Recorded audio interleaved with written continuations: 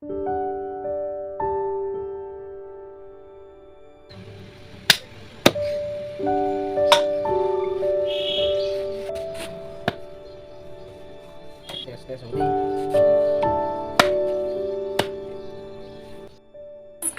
মৌচুমী আপোনালোক সকলোকে মোৰ মৌবি ব্লগলৈ স্বাগতম জনাইছোঁ। একেৰাহে বৰষুণ দি আছে আৰু এনেকুৱা বতৰত লোকেল মুৰ্গী জালুক দি খোৱাৰ জুতিয়ে বহুত বেলেগ লাগে। আজি আপোনালোকৰ ওচৰলৈ লোকেল মুৰ্গীৰ এটা ৰেচিপি লৈ আহিছোঁ। আশা কৰোঁ ভিডিঅ'টো চাই ভাল পাব আৰু যদি ভিডিঅ'টো চাই ভাল লাগে আপোনালোকৰ তেতিয়াহ'লে মোৰ ভিডিঅ'টো লাইক কৰিব, ভিডিঅ'টো শ্বেয়াৰ কৰিব আৰু চেনেলটো ছাবস্ক্ৰাইব কৰি দিব। আহকচোন তেতিয়াহ'লে আজি ভিডিঅ'টো আৰম্ভ কৰোঁ। মাংসখিনি বনাবৰ কাৰণে পোনপ্ৰথমে মই কেঁচা পিঁয়াজ 3টা মিহি মিহিকৈ কুটি লৈছোঁ আৰু কেইখিলামান তেজপাত লৈছোঁ। কেঁচা আদা নহৰু পেষ্ট লৈছোঁ ডাঙৰ চাইজৰ 2 চামুচ, শুকান জালুক আৰু শুকান জলকীয়াৰ পেষ্ট। মাংসখিনি ধুনীয়াকৈ মেৰিনেট কৰি ল'ম। মেৰিনেট কৰিবৰ কাৰণে মই ইয়াত অকণমান কেঁচা পিঁয়াজ, আধা চামুচ হালধি গুড়ি, কেঁচা আদা নহৰুৰ পেষ্ট আৰু মিঠাতেল আৰু অকণমান নিমখ দি ভালকৈ এইখিনি মিলাই ল'ম। মাংসখিনি মেৰিনেট কৰি ৰাখিলে মাংসৰ টেষ্টটো বেছি ভাল হয় কাৰণ মাংসৰ ভিতৰত ধুনীয়াকৈ মছলাখিনি সোমাই পৰে। এইখিনি মই ভালকৈ মেৰিনেট কৰি আধা ঘণ্টাৰ বাবে ৰাখি থ'ম।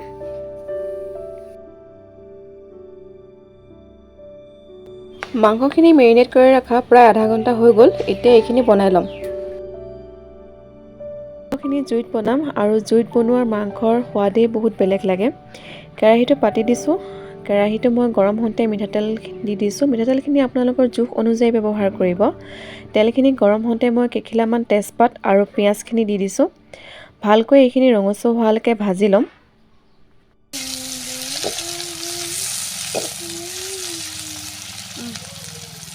পিঁয়াজখিনি অকণমান ৰঙচুৱা হোৱাতে মই আধা চামুচ হালধি গুড়ি ব্যৱহাৰ কৰিছোঁ কাৰণ মই মেৰিনেট কৰোঁতে হালধি গুড়ি দিছিলোঁ, সেইকাৰণে এতিয়া কমকৈ দিছোঁ। আৰু মই ইয়াত জিৰা মছলা ব্যৱহাৰ কৰিছোঁ আৰু ইয়াত মছলাখিনি তেল এৰালৈকে ভাজি ল'ম আৰু কেঁচা আদা নহৰু পেষ্টখিনি দি দিলোঁ। ভিডিঅ'টো কৰা নহ'ল আৰু তেল এৰালৈকে মছলাখিনি ভালকৈ ভাজি ল'ব। মছলাখিনি ভজা হৈ গৈছে প্ৰায় আৰু এতিয়া মই মাংসখিনি দি দিছোঁ। মছলাৰ সৈতে মাংসখিনি ভালকৈ লৰাই ল'ম। কেঁচা আদা নহৰু মই তেলত ব্যৱহাৰ কৰাৰ উপৰিও অকণমান বেলেগকৈ ৰাখি থৈছোঁ এতিয়া মাংসৰ শেষত দিবৰ কাৰণে।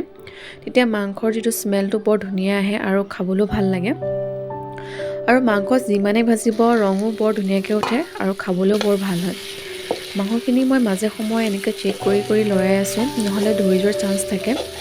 প্ৰায় আধা ঘণ্টামান হৈ গ'ল মাংসখিনি ভজা আৰু মই এতিয়া আলুখিনি এড কৰি দিছোঁ। আলুটো আপোনালোকৰ নিজৰ মতে ল'ব। মই 2 পিচমান ভাঙি দিম, সেইটো কাৰণে অকণ বেছিকৈ লৈছোঁ।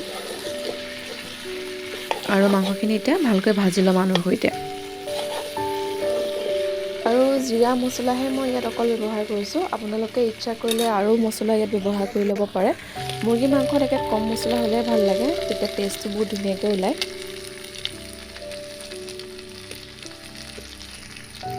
মাংসখিনি ধুনীয়াকৈ ভাজ খাই গৈছে। এনেকুৱাতে মই অকণমান কেঁচা পিঁয়াজ দি দিছোঁ। মই এনেকৈ লোকেল মুৰ্গী বনালে কেঁচা পিঁয়াজ অকণমান এড কৰি দিওঁ, তেতিয়া ভাল লাগে খাবলৈ। তেল ধুনীয়াকৈ বিৰিঙি আহিছে। ইয়াত মই জোখ অনুযায়ী পানী দি দিম।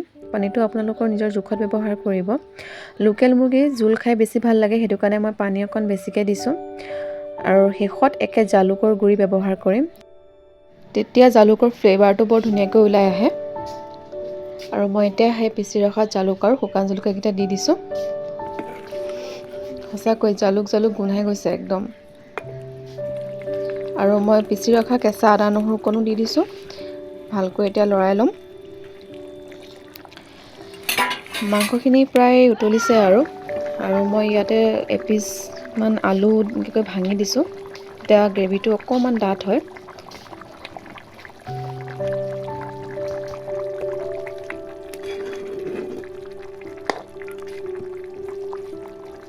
মাংসখিনি হৈছে প্ৰায় আৰু মই ইয়াত অকণমান নিমখ এড কৰি দিছোঁ। মেৰিনেট কৰোঁতে নিমখটো মই কম ব্যৱহাৰ কৰিছিলোঁ, সেইকাৰণে এতিয়া অকণমান দি দিছোঁ। চাওকচোন মাংসৰ গ্ৰেভিটো ইমান ধুনীয়া হৈছে। একে শেষত মই ইয়াত গৰম মছলা দিম। ইয়াত 2টামান ইলাচি, লং আৰু ডালচেনি অকণমান পিচি ৰাখিছিলোঁ, সেইখিনি এতিয়া ধুনীয়াকৈ মাংসত দি দিম। আৰু মাংসত গৰম মছলা একে শেষত ব্যৱহাৰ কৰিলে গোন্ধটো বৰ ধুনীয়া ওলায় আৰু গোন্ধটোতে খাওঁ লাগে একে মাংসখিনি। এতিয়া মই 5 মিনিটমান এইখিনি উতলিবলৈ দিম, তাৰপিছত এইখিনি নমাই দিম।